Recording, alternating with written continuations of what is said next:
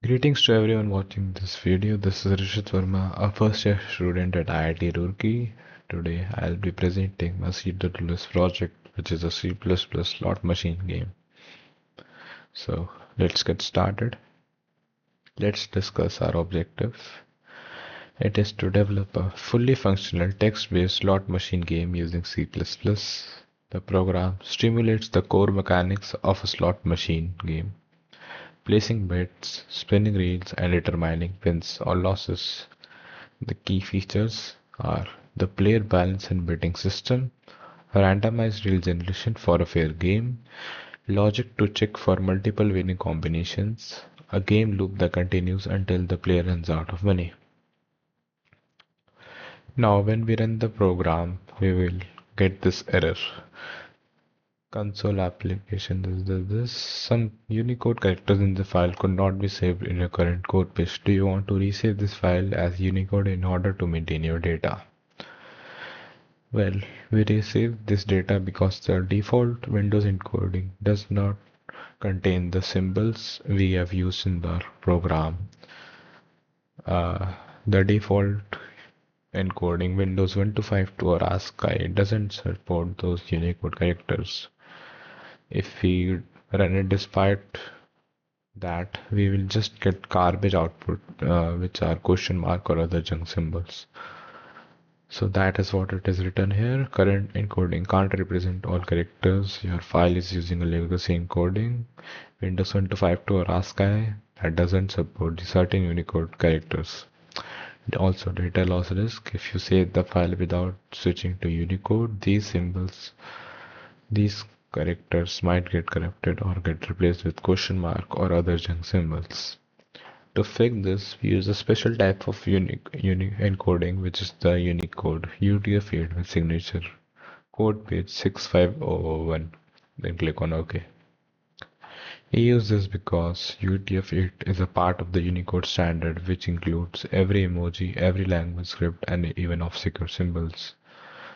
In simple words, it contains a wide variety of emojis and symbols. It is storage efficient. UTF-8 uses variable length encoding. ASCII characters like A1 plus symbol take 1 byte, whereas emojis and other complex symbols take 4 bytes.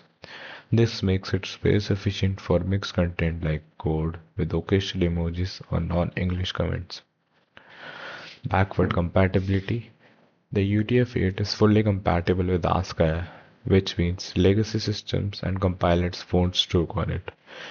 You can write your standard C++ code and sprinkle in Unicode without breaking the holder tooling. Moving on, let's discuss what are headers. Well, headers in C++ declare functions, classes, and constants so they can be reused across multiple files. They separate interface from implementation, keeping the code organized and modular. By including headers, you give the compiler the info it needs before compiling. These are the list of headers which you have used in a program. Let's discuss their functions. Firstly, it's the include iostream, of course. This is for the input-output operations. The include vector, this is used for creating a container or a list to store our symbols. Has to include string to use string data type. Has to include random for random number generation. Has to include chrono for seeding the random number generator. Has to include thread, this is for adding delays. We will discuss further in a program why we need to add delays in a program. Has to include windows.h. This is required for Windows specific functions.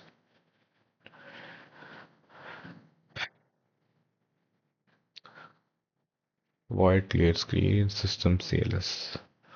So in C++, void means no type or no value. So in your clear screen function, the void tells the compiler the function performs an action but doesn't give back a value. So void is a type of a function which does not require any return value. The clear screen wraps that the command in a reusable function so you can call clear screen anywhere in a code to wipe out the terminal output. The system CLS executes the Windows command line instruction CLS which clears the console screen.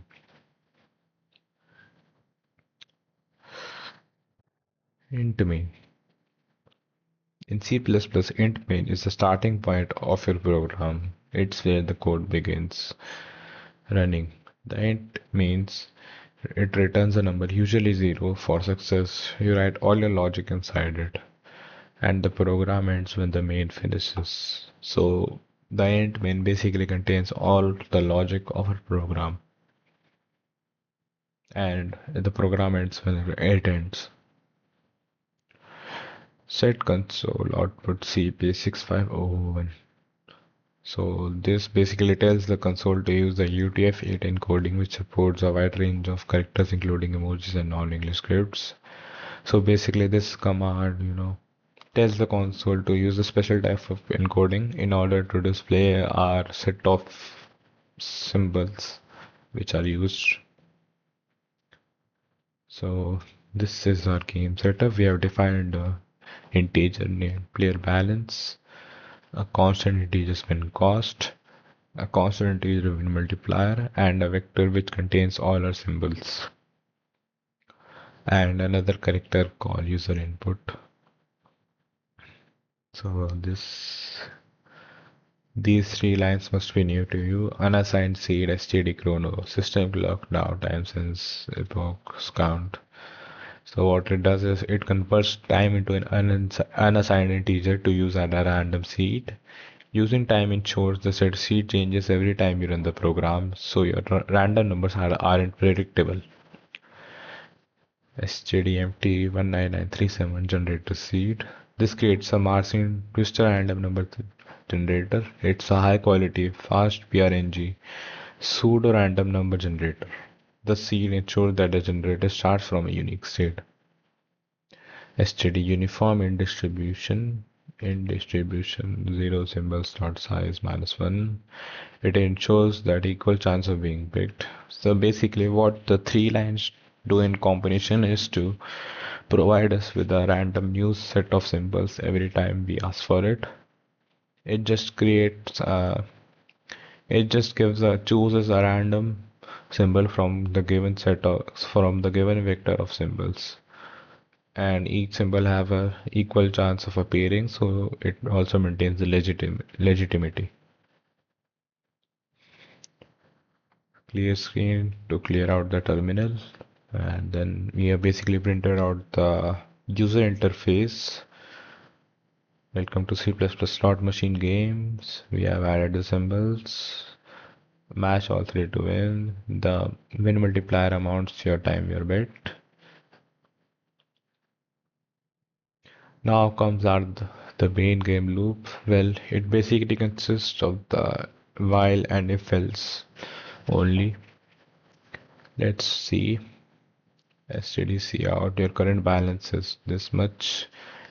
STDC out. It costs this much amount to spin. Do you want to spin the wheel? We say yes or no. If you say yes, that is what is written here. If the user input not yes and user input yes, it just breaks. If it is not equals to yes, if the user says yes, then the player balance is deducted by the spin cost. STD strings slot 1 symbols and this. So basically 3 random symbols are generated using these lines, and let's see, STD out spinning and sleep 1000. Now remember we included a header called has to include thread. Well, this is when it comes in play. We this line specifically, it adds a delay of 1 second to stimulate spinning. It is just for to add a realistic effect to our program. It provides a 1 second delay to stimulate spinning. STDC out. The result of the randomized generation using the three lines is displayed. slot 1, slot 2, slot 3. Now if all the symbols in the slot matches, then the winning amount is decided is the spin cost multiplied the win multiplier, and the player balance is increased by the winnings amount. And that output text is displayed jackpot, you won this much amount of winnings, or if not, then sorry, try again is displayed. STDC out, this is the output. Game over is displayed. If the player balance is less than the spin cost, it just displays you have ran out of money and your final balance is this much. And thank you for playing slot machine game. Now let's see the practical of our program. This is the code, these are the headers.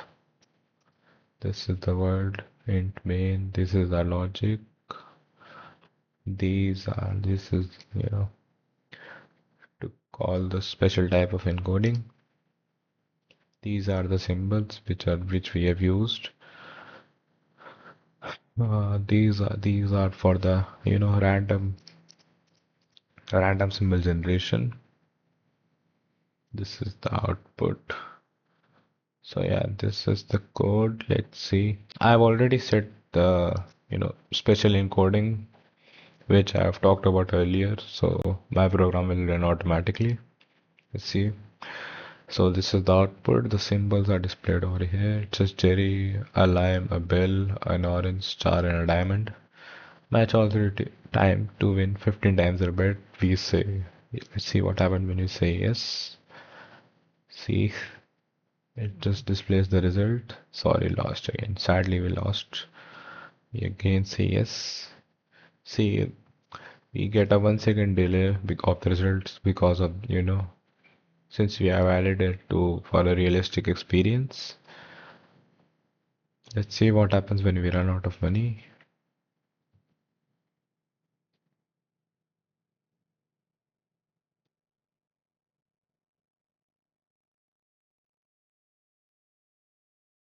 So yeah, when in this place you have ran out of money, our final balance is this much. Thank you for playing the C++ slot machine game. And if we just say no to it, the program ends over here and the final balance is displayed, and it just says thank you for playing the slot machine game. So yeah, that was it about my presentation. I hope you all liked it. Thank you.